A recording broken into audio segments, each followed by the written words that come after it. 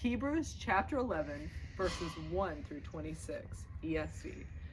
Now, faith is the assurance of things hoped for, the conviction of things not seen. For by it, the people of old received their commendation. By faith, we understand that the universe was created by the word of God, so that what is seen was not made out of things that are visible. By faith, Abel offered to God a more acceptable sacrifice than Cain, through which he was commended as righteous, God commending him by accepting his gifts.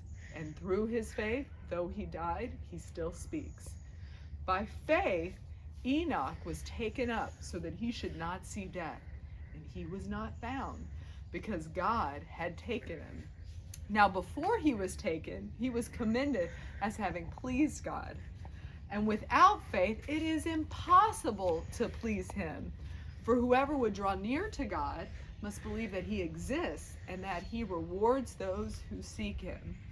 By faith, Noah, being warned by God concerning events as yet unseen, in reverent fear constructed an ark for the saving of his household. By this he condemned the world and became an heir of the righteousness that comes by faith. By faith, Abraham obeyed when he was called to go out to a place that he was to receive as an inheritance, and he went out, not knowing where he was going. By faith, he went to live in the land of promise, as in a foreign land, living in tents with Isaac and Jacob, heirs with him of the same promise. For he was looking forward to the city that has foundations, whose designer and builder is God. By faith, Sarah herself received the power to conceive, even when she was past the age, since she considered him faithful who had promised. Therefore, from one man, and him as good as dead, were born descendants, as many as the stars of heaven, and as many as the innumerable grains of sand by the seashore.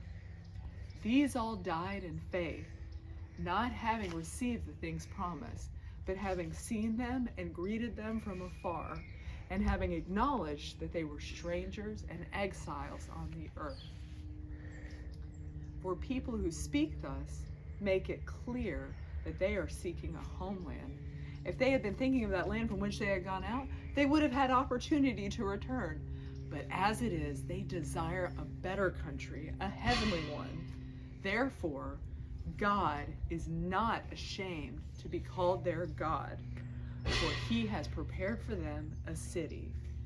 By faith, Abraham, when he was tested, offered up Isaac, and he who had received the promises was in the act of offering up his only son, of whom it is said, "Through Isaac shall your offspring be named."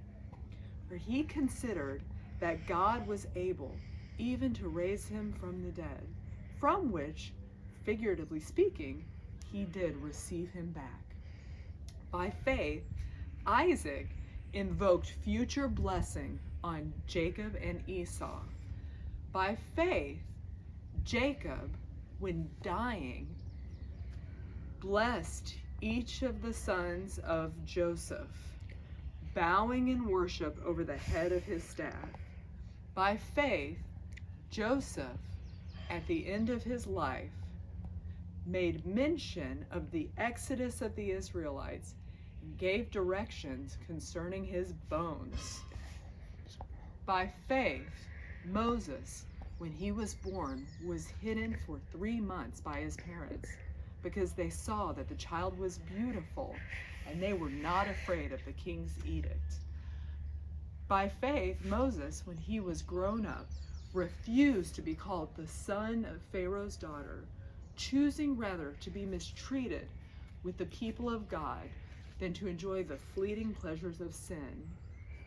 For he considered the reproach of Christ greater wealth than the treasures of Egypt, for he was looking forward to the reward.